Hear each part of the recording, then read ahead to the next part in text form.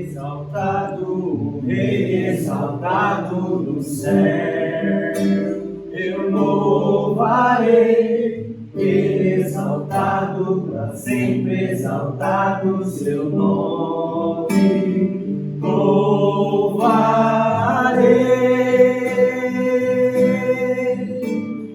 Ele é o Senhor, a verdade vai sempre reinar.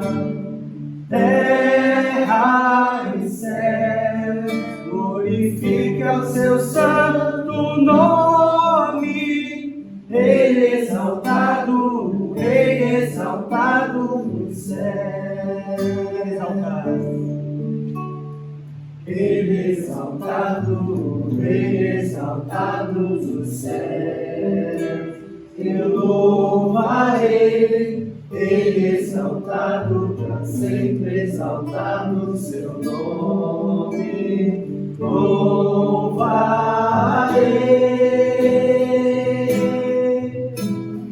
Ele é o Senhor, a verdade vai sempre reinar. Terra e céu, glorifica o seu santo nome. Ele exaltado, Rei exaltado no céu. Ele exaltado, Rei exaltado no céu.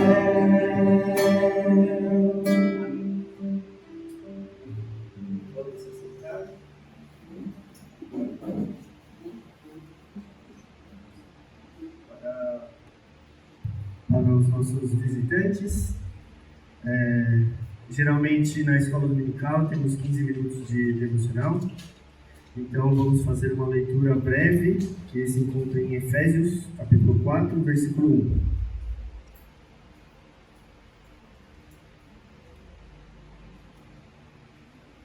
1.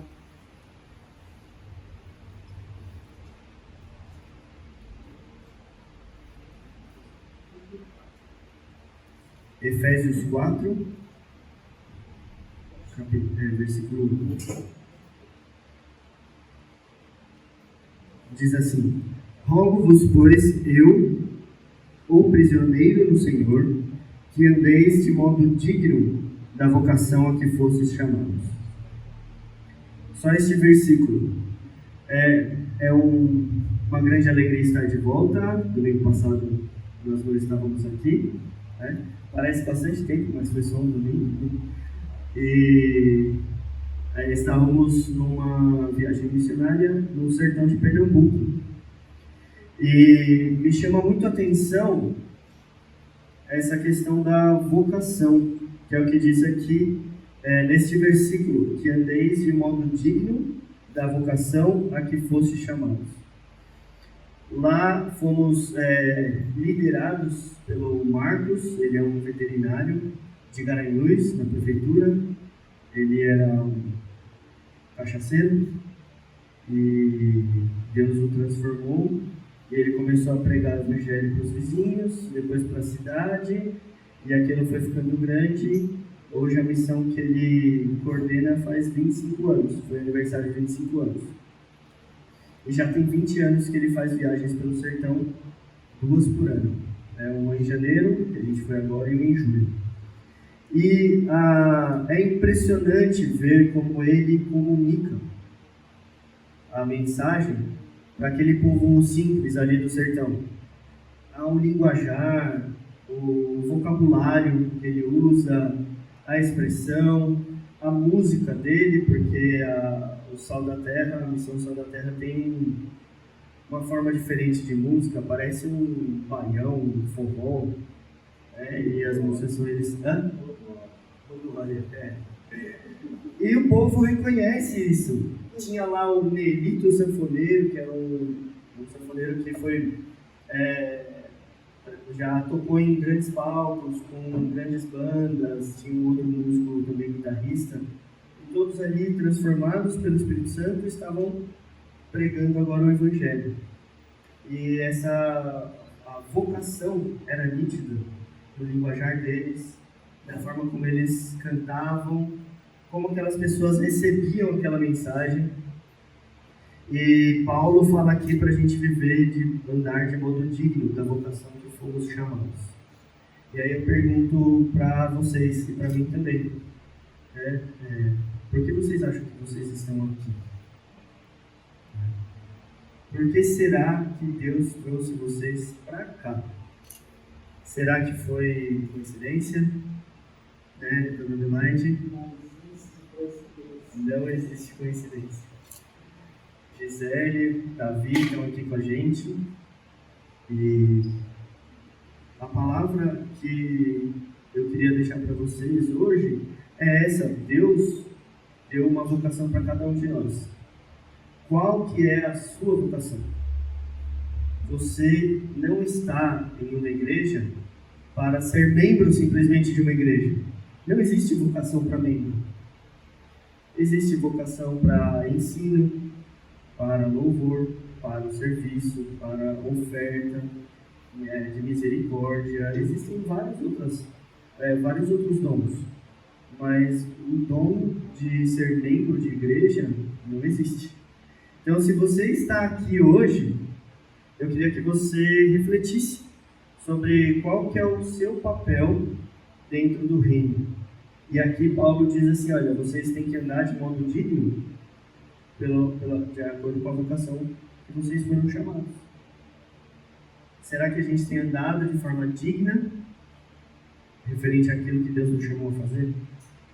Quando estamos num lugar e temos a plena convicção de que foi Deus que nos chamou, muda tudo. Muda a forma como a gente interpreta os problemas, muda a forma como a gente lida com as situações, muda a nossa disposição para fazer as coisas, porque nem sempre é fácil.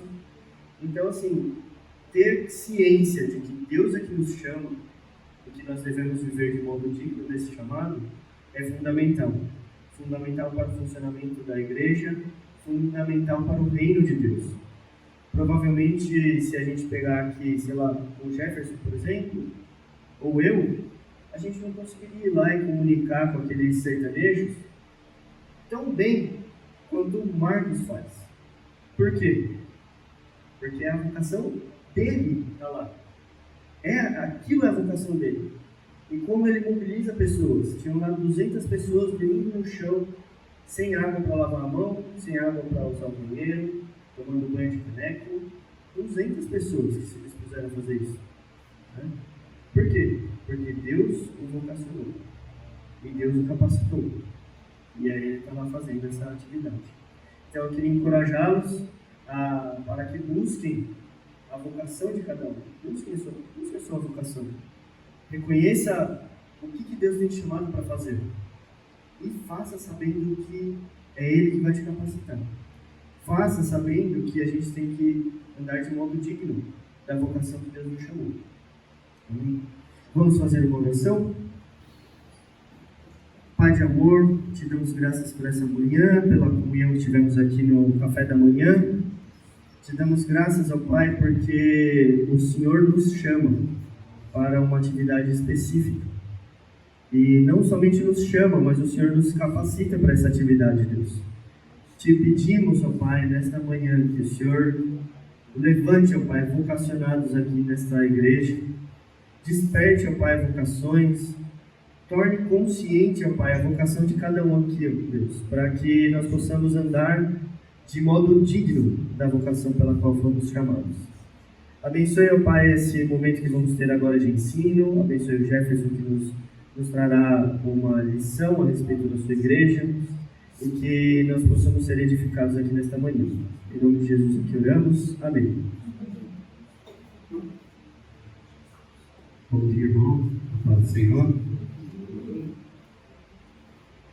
Bom, hoje nós vamos falar sobre a Igreja de Deus.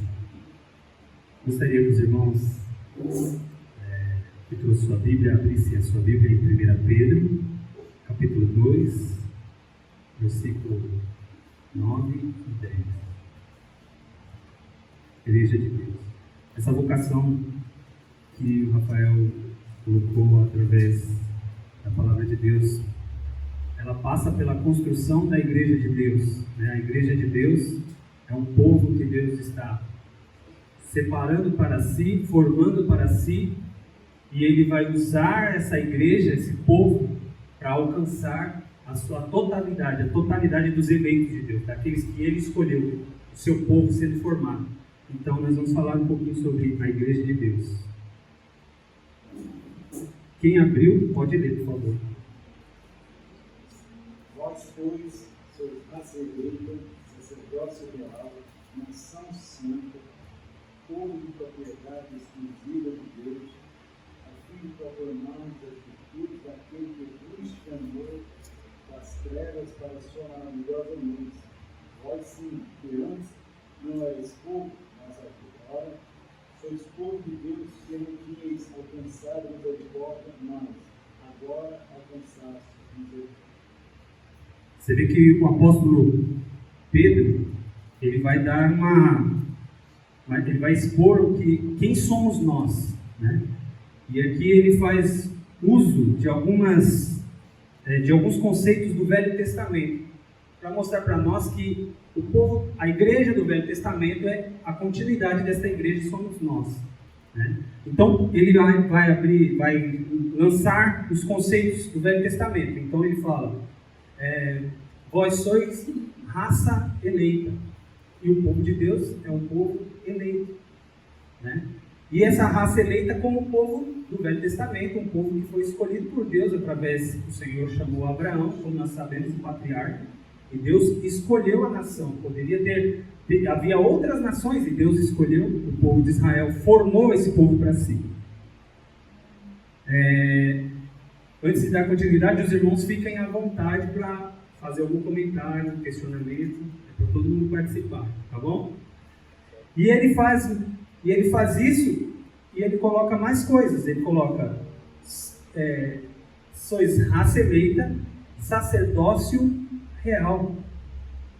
Que significa, no Velho Testamento havia o sacerdote, né? O símbolo do sacerdote sumo, que é Cristo, e mostrando que nós, através de Cristo, temos a condição de adentrar aonde está o Pai, conversar com Deus. Ele diz que Ele é o caminho, a verdade e a vida. Ninguém vai ao Pai a não ser por Cristo Jesus. Então, sacerdócio real, que significa podemos adorar a Deus. Eles faziam a adoração, adoravam a Deus através do sacrifício. Nós adoramos a Deus por conta do sacrifício de Cristo. O sacrifício de Cristo nos trouxe até aqui, ok? Ele faz mais algumas colocações. Sacerdócio real é uma nação santa, né? A igreja é um povo santo. Santo não sem pecados? Não. Somos pecadores, porém redimidos por Cristo Jesus. Estamos em processo de santificação, né? Somos santos por conta da separação. O Senhor nos tirou da condição que estávamos, né? E agora nos coloca na condição de sua propriedade. Somos separados. Somos o povo de Deus. Então, o que é a igreja, né? Qual o propósito da igreja? Qual o propósito de você estar pertencendo à igreja? O que significa a igreja? Quais os propósitos disso? Na teologia tem uma matéria, porque a teologia sistemática ela tem várias matérias que estuda sistematicamente, né, todos os assuntos que relacionam o cristianismo sobre Deus. E a eclesiologia, ela nos traz o conhecimento do que é a igreja, né? Eclesiologia, logia é estudo, eclésia, igreja, é uma palavra grega, né? E ela dá respostas para todas essas perguntas: o que é a igreja, qual o propósito da igreja, por que o Senhor separou um povo para si. Então, quando nós vamos estudando eclesiologia, nós vamos entendendo isso, ok?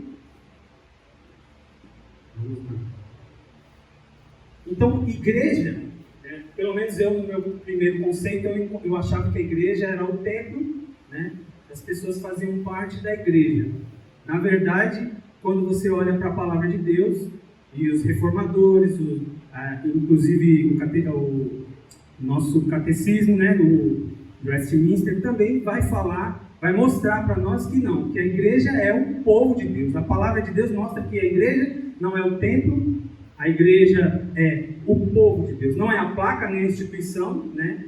Pelo contrário, a instituição ela recebe muitas críticas até por conta de um monte de placas, às vezes ninguém consegue explicar, né? Tantas placas. E a igreja não é a instituição, porém a instituição é muitíssimo importante para a organização da igreja, mas a igreja é o povo de Deus, ok? E ele fala, vocês são uma raça eleita, o sacerdócio real, é uma nação santa, separados, povo de propriedade exclusiva de Deus. A Bíblia diz que Cristo nos comprou o seu povo na cruz do Calvário, né? Fomos comprados, somos povo dele, participamos agora da sua família, somos pertencentes à família de Deus, fazemos parte do povo de Deus. Então, falar de igreja e conhecer esse assunto é muitíssimo importante. Não é um assunto irrelevante, é um assunto totalmente relevante, porque a igreja ela é tão importante que Cristo entregou a sua vida por ela. Ele se deu pela sua igreja. Então, a igreja é algo muitíssimo importante. Às vezes as pessoas olham para a igreja e desprezam. Existem grupos de pessoas que já participaram de igreja e hoje eles entendem que igreja é eles e eles não precisam congregar mais. Eles não precisam estar reunidos. E não há como ser igreja sozinho. Nós não somos igreja só. Nós somos igreja juntos. Juntos nós somos igreja. O apóstolo Paulo, Jesus e toda a palavra de Deus vai lançar metáforas sobre a igreja. E todas elas, a grande maioria, no plural, né? Nós somos, Jesus diz, eu sou a videira verdadeira, meu pai é o agricultor e vós sois os ramos. A Bíblia diz que nós somos o corpo de Cristo, o corpo com os seus membros, plural. A Bíblia diz que nós somos edificação. A edificação, uma edificação do templo são várias coisas, né? Então, várias metáforas existem na palavra de Deus, vai mostrar que não tem como nós sermos igreja só. Se estiver 2 ou 3 reunidos, eu estarei. Eu é um só, né? Porque existe essa compreensão de que sozinho eu sou igreja. Porque nós entendemos que a igreja não é o templo, a igreja não é a instituição, a igreja de Deus é o povo que ele separou para si, que ele resgatou do império das trevas. Como diz o apóstolo Pedro, nos tirou das trevas para a sua maravilhosa luz. Então entende-se que o Senhor nos amou e isso é individual, nos resgatou individualmente. Então muitas pessoas entendem que ela não precisa, não há necessidade de se reunir, que ela é igreja sozinha. E não tem como ser igreja sozinha. Porque, como eu falei, eclesiologia. Eclésia é uma palavra grega que vai significar igreja, né? E eclésia significa assembleia, comunhão, reunião de pessoas.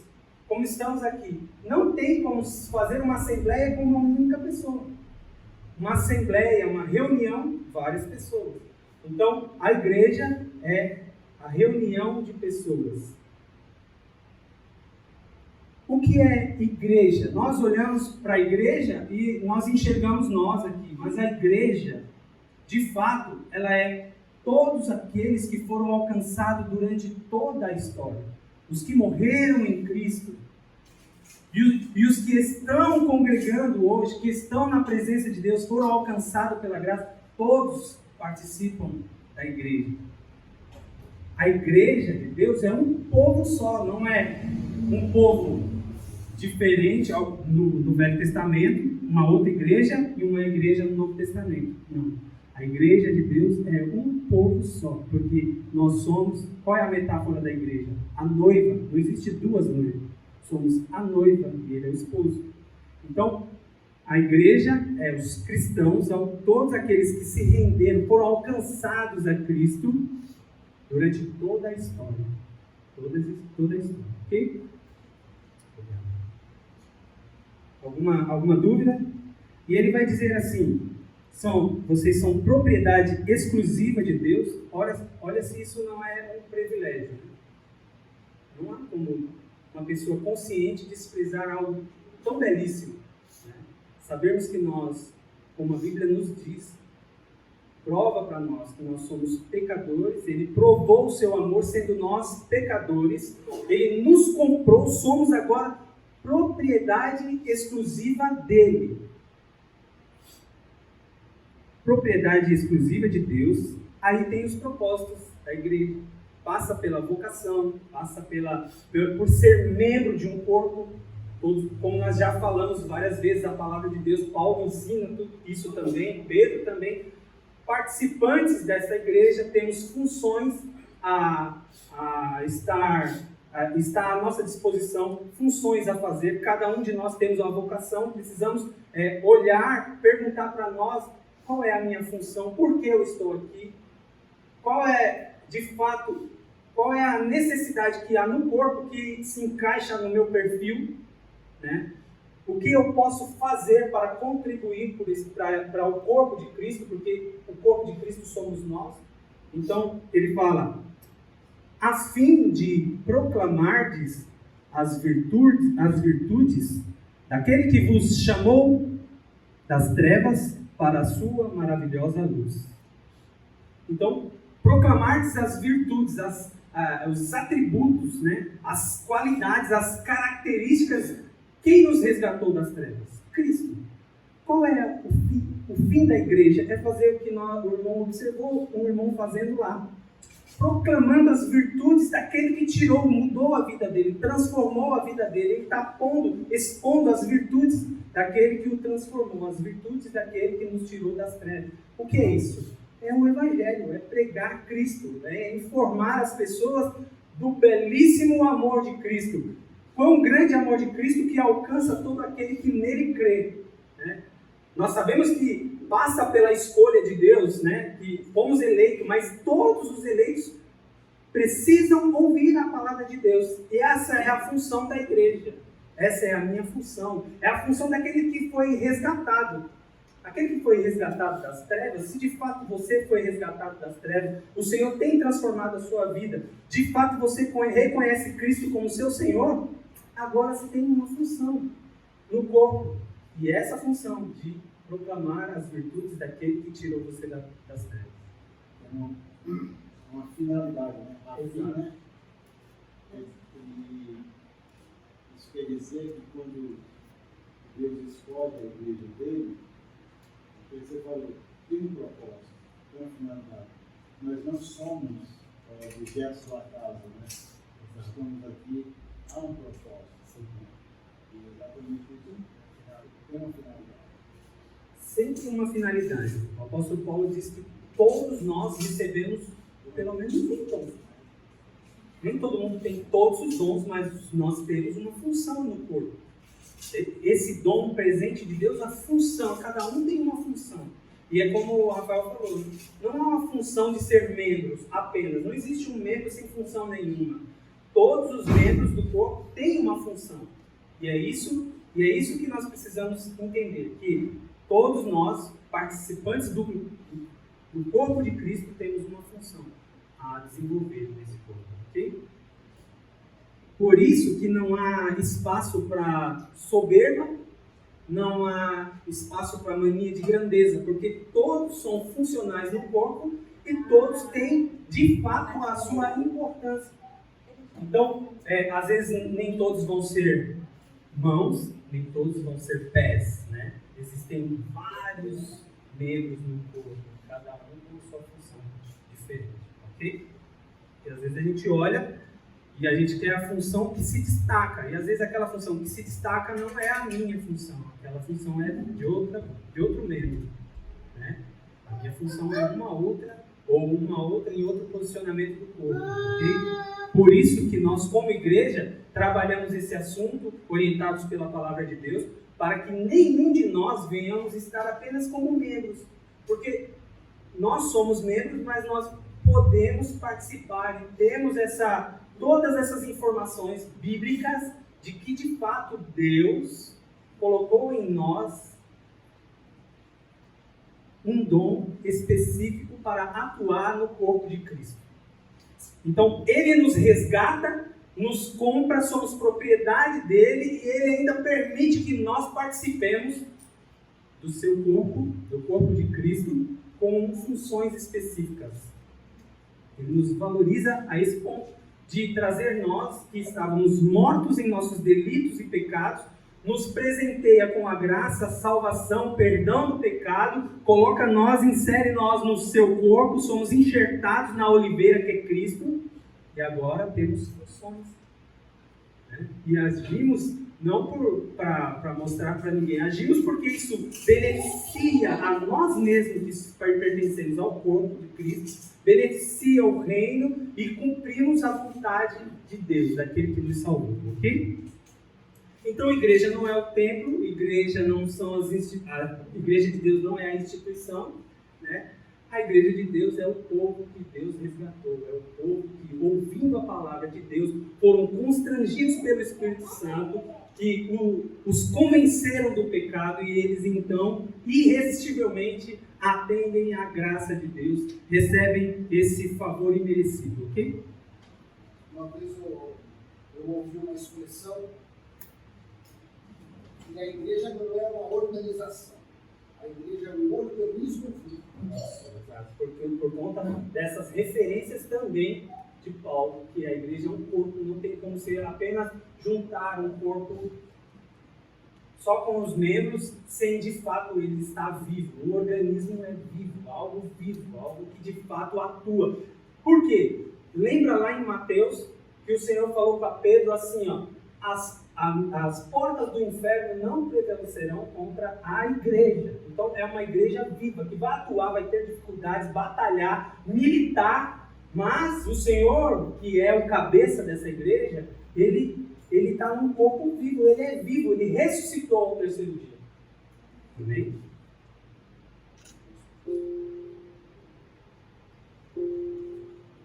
Bom, o que é a igreja? Né? Eu tenho a confissão de fé de Westminster, que é a nossa igreja, é um dos símbolos de fé da nossa igreja, diz assim: a igreja católica ou universal, a igreja no mundo, ele está referindo, que é invisível. Por que invisível? Invisível porque a igreja de Deus não é apenas as pessoas que nós vemos. Porque quando você olha para mim e eu olho para você, nós não enxergamos qual é a minha situação nem a sua no ponto espiritual. Quem enxerga o seu coração, a sua vida espiritual é Deus. Então a veracidade da igreja, uma igreja verdadeira, nós conseguimos, apesar de vermos, existe o invisível, a parte em que só Deus enxerga. Nós não somos capazes de enxergar o coração da pessoa. Como é o meu estado espiritual, você não consegue enxergar. Você consegue enxergar o que eu mostro, o que está aqui na sua frente. Mas você não consegue enxergar de fato como está o meu coração. Deus conhece o coração, né? O salmista fala que Deus sonda o coração, né? E de fato é isso, um Deus que sabe de todas as coisas. Então, a confissão fala: a Igreja Católica Universal, que é invisível, consta do número total dos eleitos que já foram, e dos que são, e dos que ainda serão reunidos em um só corpo sob Cristo, que é o cabeça, seu cabeça. Ela é a esposa, o corpo, a plenitude daquele que cumpre tudo em todas as coisas. Então, como eu disse, a igreja, ela é a reunião de todos que foram alcançados, de todos os eleitos, daqueles que já se foram, que morreram em Cristo, daqueles que estão em vida e dos que serão alcançados pela igreja, que tem a missão de ide e pregai o evangelho a toda criatura, fazer discípulos. Ok? Esta é a igreja. Aqui tem uma frase do teólogo: a igreja é a comunidade de todos os cristãos de todos os tempos. Isso inclui todos verdadeiros crentes, salvos no Antigo e no Novo Testamento. Né? eu tenho alguns amigos que me questionaram lá na firma. Como que as pessoas eram salvas no Antigo Testamento? Porque se as pessoas são salvas por causa do sacrifício de Cristo, e o sacrifício de Cristo foi há 2000 anos atrás. Né? A salvação é em Cristo, pela fé no Filho de Deus. Mas é porque eles olhavam para frente, para a promessa. Cristo vai vir. Nós somos salvos porque nós olhamos o que já aconteceu há 2000 anos atrás. A Bíblia apontava desde o início para Cristo. Cristo veio, nós olhamos para Cristo. E agora temos a promessa de que Ele vai vir e buscar a sua igreja. Amém? É da mesma forma. Pela fé, somos salvos pela graça mediante a fé em Cristo Jesus. Mais alguma pergunta? Bom, aqui, como eu falei, igreja é eclesia. No grego é a palavra de baixo. No hebraico é no Antigo Testamento, que eu não sei nem pronunciar. O que acontece? O que acontece aqui? Essa palavra, ela tem origem etimológica, ela é a mesma palavra igreja do Novo Testamento, porque existem aí também uma vertente de estudos que entendem que a igreja é só a partir do Novo Testamento, a partir do diálogo que Cristo tem com Pedro ali em Mateus. Mas nós vamos observar que as reuniões lá no tempo de Moisés é a mesma palavra usada, que significa convocação para uma assembleia, agrupamento, reunião, comunidade de pessoas que tem o mesmo propósito. Alguém tem Deuteronômio capítulo 9, versículo 10. Ali o povo está reunido para receber a lei de Moisés. E a palavra usada no texto original é essa palavra aí que eu não sei falar. Significa igreja.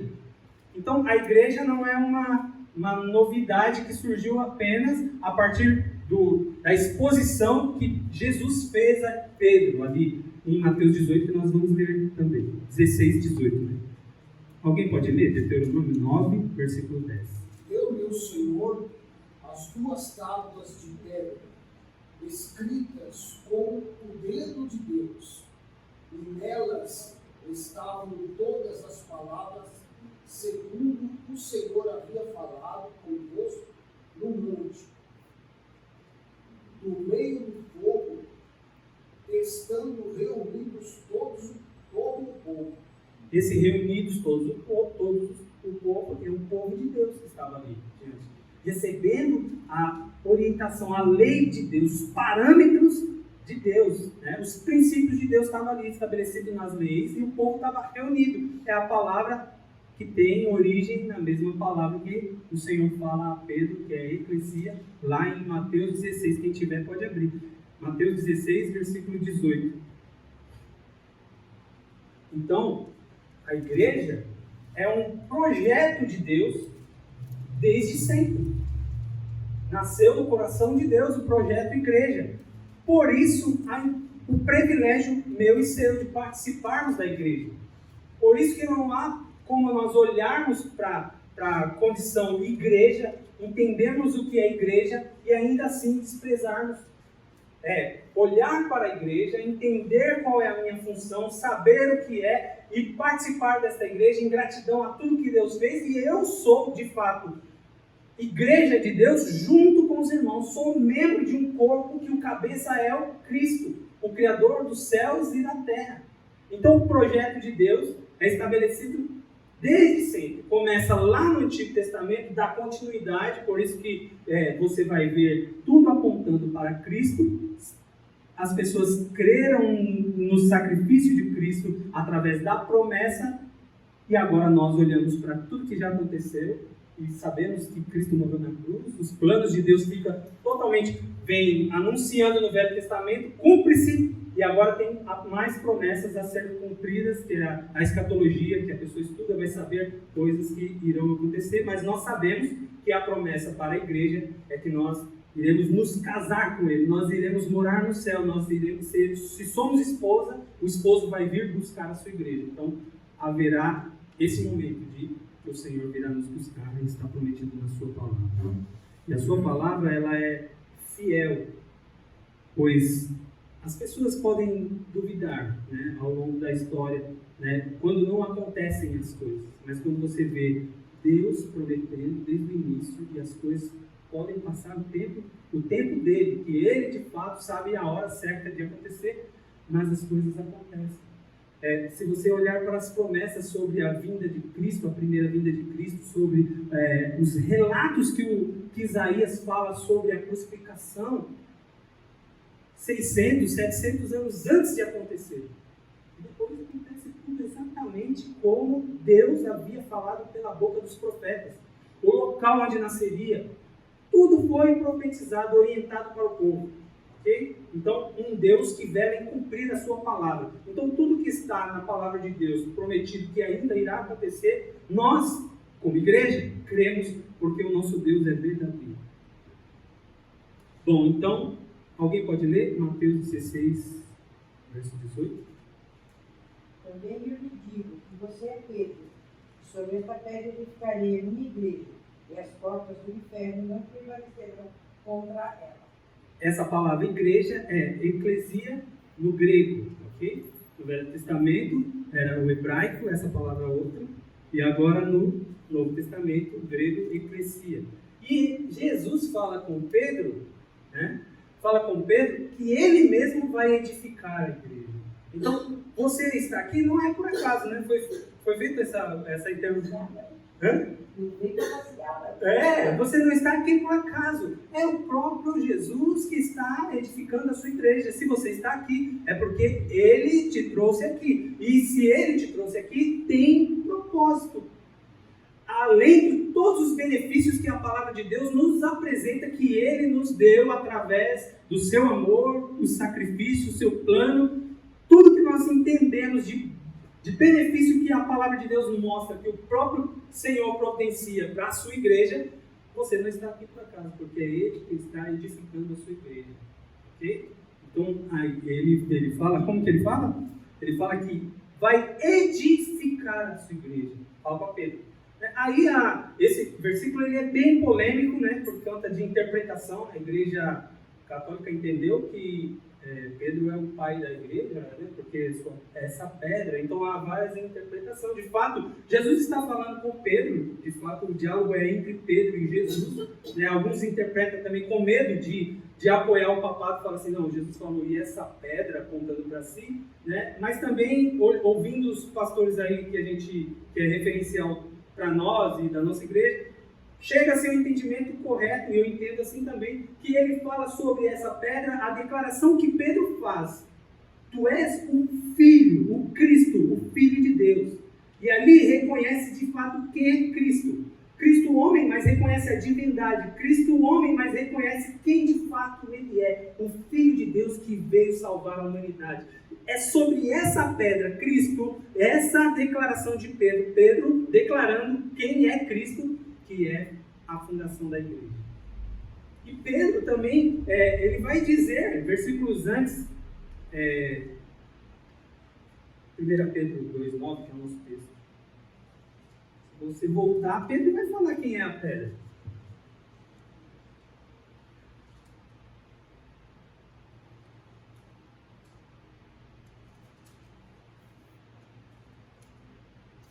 Quem pode ler?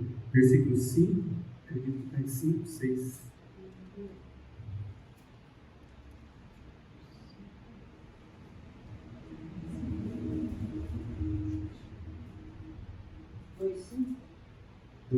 Deixa eu ver se 2, 7. Verso 7. Portanto, para vocês os que creem, essa pedra é preciosa, mas para os descrentes, a pedra que os construtores rejeitaram, essa veio a ser a pedra angular, pedra de tropeço e rocha de ofensa.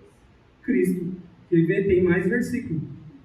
O 5, irmão, olha. Isso. Também vocês, como pedras vivas, são edificados casa espiritual para serem sacerdócio santo, a fim de oferecer sacrifício espiritual agradável a Deus por meio de Jesus Cristo. Por isso está na Escritura. Aí ele fala, eis que ponho em Sião uma pedra angular, eleita e preciosa, e quem nele crer não será de modo algum envergonhado. Em quem nós temos que crer? Cristo. Cristo é a pedra. Ok? Alguma pergunta? Bom, definição. Definição do que é igreja. Difícil definir o que é igreja, né? Mas aí nós temos vários textos, é vasto. Definir a igreja é difícil, mas a igreja tem algumas metáforas, como eu já falei, para explicar o que é igreja. Então, ele é a noiva, é o rebanho de Deus, é o corpo, bem usado pelo apóstolo Paulo. Pátria, é a família, é edifício, o santuário, é a lavoura, é a seara de Deus. Mas a essência é ser povo. Povo de Deus. Ok? Dúvidas? Bom, aqui é a igreja visível e invisível. Essa distinção ela é usada por bastante pessoas, bastante teólogos usam quando vão explicar sobre a igreja. Nós já acabamos que eu falei um pouco sobre isso. A igreja visível é aquela que nós vemos, né? Nós enxergamos as pessoas que cultuam a Deus, as pessoas que frequentam a igreja, essa é a que nós vemos, essa é a visível. Agora, a invisível, ela é a que Deus vê. E tem uma coisa, na igreja invisível, existem as pessoas que estão na igreja visível e pertencem à invisível, porque as pessoas que de fato vão morar no céu, elas pertencem à igreja invisível, porque essa é a que Deus vê, o seu coração. Agora, na igreja visível, possivelmente, existem pessoas que não fazem parte da igreja invisível. Porque existem pessoas que vão caminhar a vida inteira frequentando a igreja, mas de fato elas não terão um encontro com Cristo Jesus. E também nós sabemos que a Bíblia fala que muitos são chamados e poucos escolhidos. Então, diante dos fatos bíblicos, nós sabemos que dentro da igreja invisível, dentro da igreja visível, possivelmente não existem pessoas que estão na igreja invisível. Ok? Difícil compreender? Dentro da igreja que nós enxergamos, possivelmente haverá pessoas que não serão alcançadas pela graça. Ok? Porque nós entendemos, através da palavra de Deus, que o Senhor vai levar para si os seus eleitos, aquele que Ele escolheu para si. Ok? E, contudo, a Bíblia fala que muitos são chamados, poucos escolhidos. E nós sabemos que também existem pessoas que vêm na igreja, mas elas não são tocadas pela palavra, elas passam desapercebidas, elas gostam do ambiente, mas de fato elas não são impactadas pelo Evangelho. Não seria aquelas que não se dão ao verdadeiro arrependimento? Sim. Mas esse de fato se entregar, passa por um processo antes, que é de ser alcançado por Cristo. Porque não é nós que estamos perdidos, não é Cristo que está perdido. O perdido somos nós. É Ele que tem que nos alcançar, senão nós não somos salvos. Se Cristo não chegar até nós não seremos salvos. A humanidade é salva porque Cristo providenciou todas as coisas. É Ele que nos resgata. Quem é resgatado somos nós. Então, primeiramente, esse processo. Uma coisa quando Deus estava falando de milagres, todas tinham uma multidão. A hora que ele começou a falar que era importante beber-se no sangue dele, comer-se na carne, as pessoas se dispersaram. Né? E aí ele perguntou até para os discípulos, e vocês também vão me deixar? Ele responde que isso vai para quem ele é. Então ali fica nítido que tinha uma multidão seguindo Jesus, mas a motivação estava completamente inadequada. Quando ele foi falar de coisas espirituais mais profundas, as pessoas falaram, não, isso é muito pesado para mim. Então fica nítido que às vezes tem pessoas que estão na igreja por interesses próprios, interesses de vai estar sempre lá, vai ser tirado só no último dia, assim. Apesar da gente não ter poder de conhecer quem é que está na igreja invisível, aquele texto que fala que vão ser conhecidos pelos frutos, Sim. aí os frutos já mostram. Sim. É claro que, tipo assim, você olha para as pessoas, né? Você compreende uma pessoa pelos seus frutos, pelas suas atitudes, pela sua transformação. Você entende que ele é o salvo de Cristo. Porém, esse invisível é porque Deus conhece ele ainda muito mais que eu e você, porque nós não enxergamos tudo que acontece dentro do seu ser, do seu coração, qual a sua situação espiritual. Mesmo porque se nós, talvez a igreja, né, as pessoas capacitadas tivessem essa condição, poderia ajudar até mais pessoas. Porque às vezes a pessoa mostra uma situação, né, e por dentro ela está destruída, está precisando de mais. Né, e a igreja precisa estar atenta, mas a gente ora a Deus para que Deus alcance essas pessoas, porque é Ele que conhece de fato o meu e o seu coração. E às vezes nós não expomos para as pessoas como nós estamos. Né? Uma pessoa com muito sofrimento, nem todas elas expõem de fato como ela está para as outras pessoas. E esse dos frutos, eu acho que é um indicativo. Só que Deus ainda deixou velado o coração. Então, existe uma passagem, por exemplo, do julgamento, que chegam lá e eles falam assim, mas nós não expulsamos demônios, nós fizemos curas, milagres, profetizamos em teu nome. O que Deus responde? Apartai-vos de mim, não vos conheço. Então, para aos nossos olhos, aqueles que expulsaram demônios, fizeram curas, profetizaram, estavam mostrando frutos dignos de arrependimento. Só que Deus no julgamento falou assim, eu não conheço vocês. Então, isso é um choque para a gente. Porque pessoas que estão na obra podem não ser eleitos de Deus. Podem ouvir Faz com o orgulho próprio. por outras motivações. Deus não conhece. A prova disso é a pregação relevante para a dificuldade do país. Né?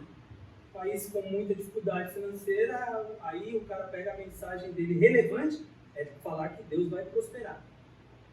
Ele vai atrair que tipo de pessoas? Com motivações erradas, porque a Bíblia nos atrai pelo sangue de Cristo, pelo sacrifício de Cristo na cruz, pelo seu amor. Não é? Então, ele vai trazer muitas pessoas, multidões irão lá, mas as motivações Tem uma igreja plantada nos Estados Unidos, brasileira, para brasileiros, que a promessa deles é o green card. Porque grande parte dos brasileiros lá estão ilegais, e ele fala assim, Deus vai te providenciar o seu green card. E aqueles brasileiros ilegais estão todos ali. Você vê que é uma pessoa mal intencionada, abrindo uma igreja, e são interesseiros buscando a igreja. Então não é que um está abusando do outro, cada um está com seu interesse ali. Cada um está dentro daquilo que tem. Atrás do que é. Exato. E aí é totalmente contrário ao ensino da palavra de Deus. Aí um dia eu estava conversando com o pastor, um amigo meu antigo, e eu contei dele como é que é a igreja que eu estou. Aí ele falou, para mim, para essa igreja eu não vou não, porque eu não vou conseguir sobreviver lá. Não tem promessa de nada, eu falei, tem promessa de vida eterna, certo? E garantias. Porque ele já está numa igreja que há anos promete tudo e não está não. Mas ele não consegue se desvencilhar. É um ciclo vicioso. Bom, nós falamos, né? Que a igreja visível é a que vemos, inclui todos os que professam a fé, se batizam publicamente, tudo que nós vemos no dever invisível é a que Deus vê. Ele conhece os que são verdadeiramente seus. Né? A Bíblia diz que o Senhor conhece os que são seus. E ouve a voz sincera do seu adorador, né? Dos seus filhos. Ele sabe exatamente quem são. E graças a Deus que a gente não conhece, né? Os que são seus, os que não são. Porque se eu estivesse ali na frente, eu conhecesse, eu ia falar com você, sai, vai pra tudo. Você só está aqui atrapalhando, perdendo seu tempo, vai embora. Por isso que a igreja é um projeto de Deus e é perfeito. Um projeto totalmente perfeito. Só você ver isso aqui. Por isso que é um plano de Deus, né? Deus faz tudo perfeito. E de repente o pai e a mãe são escolhidos e o filho não. E aí de repente o filho é expulso, o pai e a mãe vai junto por tristeza. Imagina, não é uma escolhida, não vai só aparecer Imagina. Pô, só minha mulher que é escolhida. Não. Capítulos de novelas aí. Aí eu vou seguro, ela fica comigo, então. questão do cristão ser de fato verdadeiro, de Deus sabe quem ele é, né? É muitíssimo importante. E se fosse passar pelo nosso critério, seria complicado mesmo. Desprezaríamos as pessoas facilmente, né? Não tem como. Isso daí o Senhor não vai deixar para nós. Com certeza. Graças a Deus por isso. Bom, tem mais características.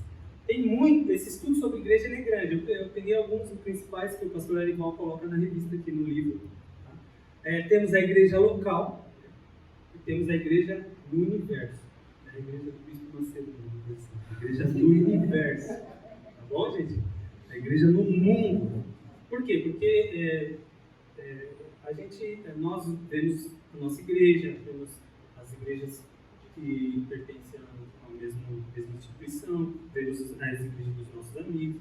Essas são igrejas locais, mas existe a igreja no mundo, porque o Senhor enviou o seu Filho para a humanidade, né? E ele vai atingir pessoas de todas as nações, todos os povos, raças e línguas. Então, o alcance é imenso. Por isso que a igreja manda missionários por conta do que a palavra de Deus mesmo esclarece para nós. Que o Senhor vai atingir pessoas de todas as raças, povos, tribos, línguas e nações. Então, a igreja está no mundo todo. Curiosidade. Por exemplo, aquelas pessoas que estão lá no meio da selva, de repente não tem acesso a ouvir a mensagem. Deus pode se manifestar a elas através da natureza e eles. Sim. Para crer que Deus existe, sim. Só que é o que fala, né? Que os céus proclamam a glória de Deus. Só que crer para a salvação, o plano continua sendo Cristo. Se eles não conhecem a Cristo, mesmo eles reconhecendo o Criador, não é suficiente para a salvação. Por isso que a gente tem que pregar, porque senão a gente deixaria a natureza se revelar. Exato. E as pessoas serão salvas, né? Então, existe a importância da pregação da palavra, é essa. As pessoas reconhecem, então são todos indesculpáveis, porque os céus proclamam a glória de Deus. Então, todos vão para o inferno. E aqueles que forem forçados pelo Evangelho serão salvos. Porque eles não sabem a palavra. Ninguém vai por juízo injustamente. Porém, para sair de lá. Mas se ele tiver essa função, vai mandar o Paulo lá, na palestra, Por isso que essa é a função da igreja. Né? Essa é a função da igreja. missionário. Esse Nietzsche, né? Foi falado para o povo, né? Foi falado para a igreja. Essa é uma missão da igreja. Por isso que a obra missionária ela é muitíssimo importante. Por isso que as igrejas sérias elas investem pesado, firme nisso por conta dessa consciência que nós precisamos fazer aquilo que foi ordenado para a igreja, a missão da igreja, cumprir ela, né? Para que de fato essas pessoas, os eleitos, vão ouvir a palavra de Deus e serão alcançados. Dúvida? Também tem mais duas distinções aí, a igreja militante e a igreja triunfante. A igreja militante é a igreja que está atuando, que luta, combate contra o pecado, contra as vontades e os desejos carnais, luta contra todas as dificuldades que enfrenta, luta contra a dificuldade de pregar em outras nações, recursos, tudo isso é a igreja lutando, trabalhando. Essa é a igreja militante. Está lutando o bom combate, ela é peregrina e forasteira nesse mundo, porque nós, cristãos, fomos alcançados por Cristo, mas nós vamos morar com Ele. Nós estamos aqui, mas não somos aqui. Nós somos peregrinos, a igreja é peregrina, vai morar com Cristo. E a igreja triunfante é a igreja que está descansando. São os salvos, os mortos em Cristo, as pessoas que já morreram em Cristo, estão desfrutando, descansando das suas lutas, desfrutando do triunfo. Dúvidas? Essas é aquela que vai ressuscitar primeiro Isso. na vida de Cristo, né?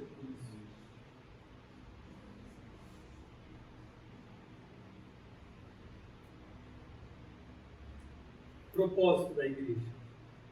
O Senhor chamou um povo para si, né? Reúne esse povo, a igreja, mas tem propósito, né? Não é à toa, como nós já falamos desde o início. Não é por acaso. Um propósito, o primeiro propósito está lá no texto que a gente falou. Nós somos sacerdócio real.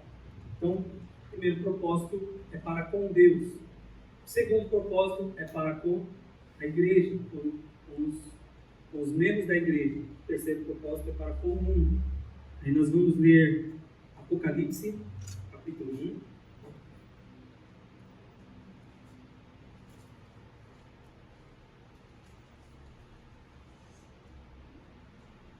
Já pode ler. Versículos 5 e 6. Da parte de Jesus Cristo, que é o testemunho do nojento dos mortos, do soberano dos reis da terra, aquele que nos ama e pelo seu sangue nos libertou dos nossos pecados, e nos constituiu reino, sacerdotes para o seu Deus e Pai, a ele a glória e o domínio pelos séculos dos séculos. Nós sabemos que a igreja, ela trabalha para o reino de Deus. Então, sim, trabalhamos para um reino, porque existe um reino, né? E nós somos sacerdotes. Nós adoramos esse rei, que é Cristo Jesus. Ok? Esse é um dos propósitos da igreja. Por isso que nos reunimos, cultuamos, prestamos adoração a Ele. Por conta de tudo que Ele é. Ao contrário do que nós, às vezes, achávamos que deveríamos fazer, por conta daquilo que Ele vai fazer por nós, né? Por conta de tudo que Ele já fez por nós. Ele já, como diz a Bíblia, Ele nos elegeu, nos trouxe, nos fez, nos transformou, nos fez povo seu. Então, por conta de tudo que Ele é, a igreja o adora. Esse é um dos propósitos da igreja. Outro propósito da igreja é a edificação dos membros. Usando a metáfora de Paulo, nós somos membros do corpo. Então, a igreja, né, disponibiliza de estudar a palavra de Deus, porque é a orientação de Deus, do nosso Salvador, para que venhamos então ensinar. Por isso que é a orientação de estudar a palavra de Deus. Por isso que é a orientação de estudos bíblicos, escola dominical, leitura da palavra. E o Senhor usa membros desse corpo para ser ministros, pastores, homens professores, para edificar os membros da igreja. Por isso que nós temos homens que estudam a palavra porque estão dentro do propósito de Deus. Estudar a palavra com função. Ninguém está aqui por acaso, como foi falado. Deus nos chamou aqui, nos trouxe aqui, e não é à toa. Tudo que está acontecendo tem propósito de Deus. Então, às vezes você vê um cara estudando muito, você vê uma pessoa buscando conhecimento, porque tem um propósito, não é simplesmente a vontade dele. Deus o chamou para isso. E Deus coloca nele essa condição, dá esse dom a ele, para que ele exerça dentro do corpo, para beneficiar os membros desse corpo, para edificar, para que a igreja cresça em conhecimento. Ok? Então, é mais um propósito. Posso falar uma coisa? Pode. De Paulo, a gente estava, eram 5 horas da manhã, a gente estava no hospital. Aí tinha uma mulher lá no hospital e ela estava chorando, assim, com dor. Aí eu falei, ela com vontade de evangelizar ela, mas com vergonha, não vou falar. Aí ela borbulhando assim, vai lá, fala eu com vergonha. Eu peguei esse decreto de uma coisa e escrevi. Falei, ó, Jesus se importa com a sua dor, Jesus Cristo se importa com a sua dor. Se a senhora quiser precisar de apoio, me liga. Só isso, ó, a senhora bem covarde mesmo, né? Mas é o máximo que eu consegui fazer. Aí ela me ligou depois de uma semana e ela falou uma coisa que me deixou muito feliz. Ela falou, olha, eu sou da Bola de Neve e naquele momento eu estava questionando se Deus se importava comigo. Mas eu fiquei tão feliz, porque assim, muito covarde e eu consegui escrever. Você vê como Deus usa assim, né? Como Ele quer para falar com a gente, né? É quase Bem covarde. quase sempre o sentimento é de que não somos capazes, né? Quase sempre é assim. A gente entende, quase nem todos entendem que é capaz de fazer a função que Deus tem chamado. Mas Deus tem chamado E a gente também precisa fazer, ter atitude, né? Senão, ficar de braço cruzado ela não viria. Falar. Importante.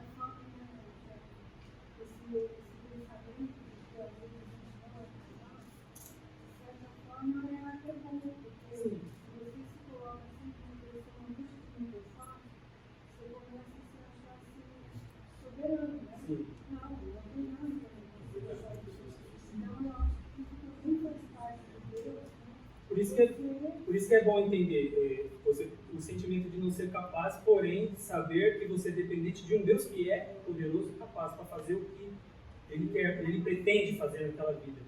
Então, a função da igreja não é olhar e tentar saber quem são os eleitos. A função da igreja é pregar o evangelho. O restante é com ele que sabe de todas as coisas. Então, claro, a igreja, nós temos essas situações. Temos mesmo, sentimos, eu sinto também. Momentos que não sou capaz de fazer. Mas assim mesmo, precisamos, com atenção, buscar um meio de agir. De fato funcionar no corpo. Como membros desse corpo, precisamos funcionar. Porque existem muitas pessoas na igreja, às vezes tem igrejas com 800, 1000 membros. Nós olhamos para a nossa igreja de Pinheiros. Você acredita que todas aquelas pessoas estão atuando como membros do corpo? Muitas pessoas não estão, muitas pessoas são apenas membros, como foi falado. Essa função não é uma função. Você só está ali, então precisamos nos atentar a isso. Imagine se todos de fato atuarem. Como que a igreja vai alcançar tantos lugares? Se haverá salvação, isso é com o Pai, com Deus, com aquele que elegeu. Mas a função da igreja é trabalhar, lutar, militar, ser atuante. E isso que é importante. Quando nós olhamos para a palavra de Deus, que nos garante tudo isso, mesmo eu com as minhas limitações, com as minhas dificuldades, com os meus despreparos, eu ainda assim olho para Deus, vejo que quem pode fazer é Ele, então eu me coloco à disposição.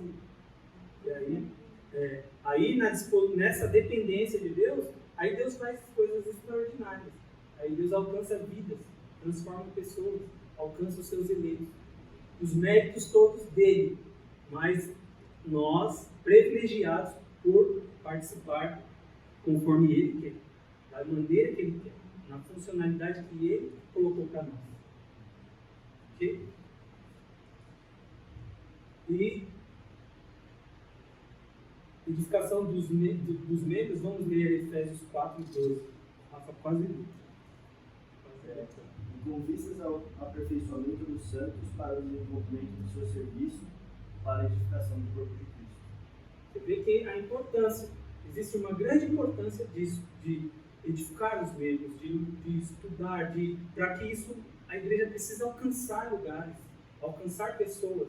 E para isso há um desprender, de fato os membros precisam atuar. Nós, como igreja, precisamos trabalhar, fazer algo. Não dá para nós apenas vir no culto e assistirmos e ir embora e acabou.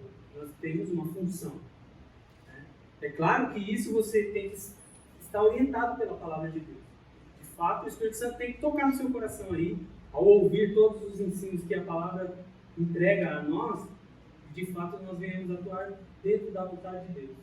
Por isso que não cabe soberba, por isso que não cabe altivez, por isso que não cabe a pessoa ser, porque cada um está fazendo a vontade de Deus.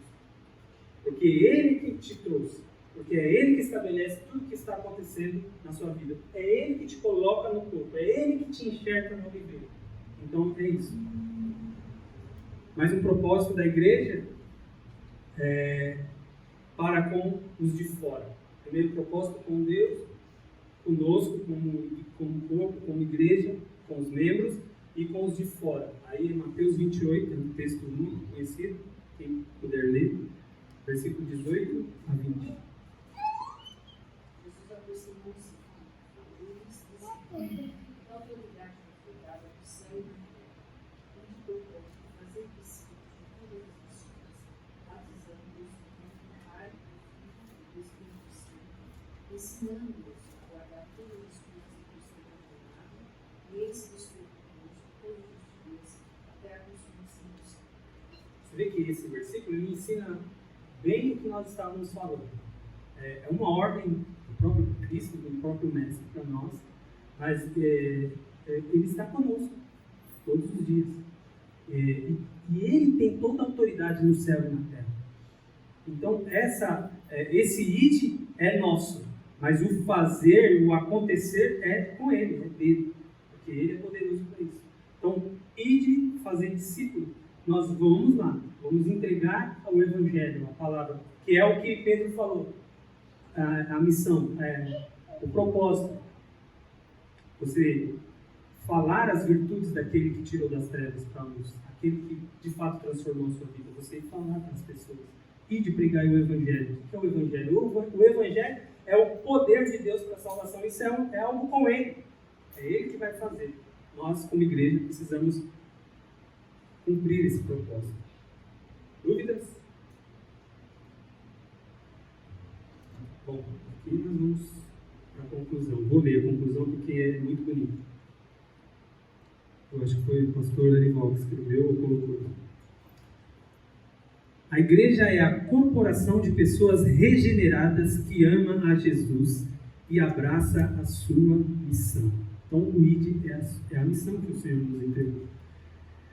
Ela é o único empreendimento histórico que Jesus prometeu edificar, como nós lemos lá em Mateus, e preservar, que as portas do inferno não prevalecerão contra ela, palavras do próprio Cristo. Ela é a instituição mais preciosa sobre a terra, tão preciosa que ele entregou a sua própria vida, ele se deu pela sua igreja. Pois foi comprada pelo precioso sangue de Cristo, ela é a única comunidade terrena que continuará existindo na eternidade. Inicia-se na terra, mas é para sempre.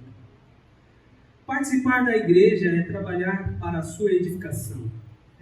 É o mais honroso privilégio que podemos ter nessa vida. De fato, é um privilégio poder participar de um projeto tão grandioso, tão maravilhoso como esse. E a pergunta é, o que nós fazemos diante de tudo isso, né? De todo esse conhecimento? Quais as nossas atitudes? O que devemos fazer? Olhando para tudo que o Senhor expõe para nós através da sua palavra. Amém? Curva sua cabeça. Querido Deus e Altíssimo Pai, em nome de Jesus, nós agradecemos a Ti, Senhor, porque o Senhor nos chamou, porque o Senhor tem nos alcançado com a Sua graça. O Senhor provou o Seu amor por nós na cruz do Calvário, sendo nós pecadores, não merecíamos, e o Senhor, de uma forma maravilhosa, tem alcançado a Sua igreja nessa terra. Meu pedido, Senhor, nessa manhã é que o Senhor faça com que nós, de fato, conheçamos a Tua palavra, mas também venhamos praticar. De fato, possamos aplicar ela em nossas vidas. Que nós venhamos, de fato, dizer quem Tu és, falar o que Tu fizeste em nossa vida e o que o Senhor fez através da história, o que registra a Tua palavra para as pessoas. Nós sabemos que existem muitas pessoas que ainda serão alcançadas, os eleitos, os Seus filhos, os que irão morar conosco na glória. E nós queremos, ó Pai querido, que o Senhor permita que nós venhamos também agir como igreja de fato, cumprir a Tua palavra e contribuir, fazer a nossa parte. Que o Senhor põe em nós ânimo, capacidade e o Senhor põe a nós disposição, Senhor, para falar do Teu amor para os nossos amigos de trabalho, familiares. Que nós venhamos pregar com as palavras e pregar também com as nossas atitudes. Que nós, de fato, venhamos, ó Pai querido, resplandecer a glória de Cristo no meio dos nossos amigos, irmãos e companheiros de trabalho. Que o Senhor abençoe os meus irmãos que aqui vieram. Que o Senhor dê um domingo de bênção. Que eles venham, ó Pai querido, refletir sobre tudo que foi falado. Que os meus irmãos venham atuar como membros desse corpo na sua totalidade, que eles venham, ó Pai querido, ouvir a Tua voz, o Seu ensino e se dispor, ó Pai querido, a de fato agir conforme o Senhor quer. Nós queremos, ó Pai querido, Te agradecer por esse dia, Te agradecer por todos os irmãos que aqui vieram, que o Senhor abençoe a família deles, que o Senhor dê saúde e cuide de todos eles, que nós permaneçamos, ó Pai querido, obedientes à Tua palavra e que o Senhor seja glorificado através da nossa vida, das nossas atitudes. Nós oramos e Te agradecemos em nome de Cristo Jesus. Amém.